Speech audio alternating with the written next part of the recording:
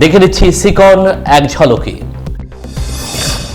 দিনহাটা বিধানসভা কেন্দ্রে দেয়াল লিখন শুরু করল তৃণমূল কংগ্রেস। লক্ষ্মীর ভান্ডার বৃদ্ধির ফলে চকচকা অঞ্চলে মুখ্যমন্ত্রীকে ধন্যবাদ জানিয়ে এলাকার মহিলারা করল উৎসব। উচ্চ মাধ্যমিক পরীক্ষা উপলক্ষে অতিরিক্ত 24টি বাস চালাবে উত্তরবঙ্গ রাষ্ট্রীয় পরিবহন দপ্তর। সাংবাদিকদের প্রশ্নের উত্তরে জানালো চেয়ারম্যান পার্থপ্রতিম রায়। কোচবিহার শহরে তৃণমূল ছেড়ে বিজেপিতে যোগের দাবি। নবাগতদের হাতে দলীয় পতাকা তুলে দিলেন বিধায়ক নিখিল রঞ্জন দে সহ অন্যান্যরা।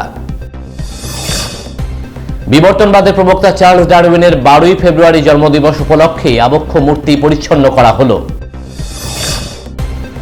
দিনহাটায় বিজেপি ছেড়ে তৃণমূল কংগ্রেসে যোগদান করলেন সুকুমার বর্মন। নবাগতর হাতে দলীয় পতাকা তুলে দিলেন মন্ত্রী উদয়ন গুহ। মাথাভাঙ্গায় পচাগড় থেকে আবারও উদ্ধার হলো বিশালাকার অজগর।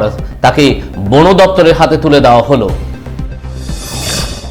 শিলিগুড়ি ডাবগ্রাম এলাকায় ট্রেনিং করতে গিয়ে নিহত সিভিক ভলেন্টিয়ারের দেহ ফিরতেই এলাকার শোকের ছায়া নেমে এলো। মাথাভাঙ্গায় থমথমে পরিবেশ। বিজেপির দলীয় পতাকা ছেঁড়ার অভিযোগ উঠল তুফানগঞ্জ শহরে। 8 নং ওয়ার্ডের এই ঘটনায় রাজনৈতিক উত্তেজনা ছড়িয়েছে।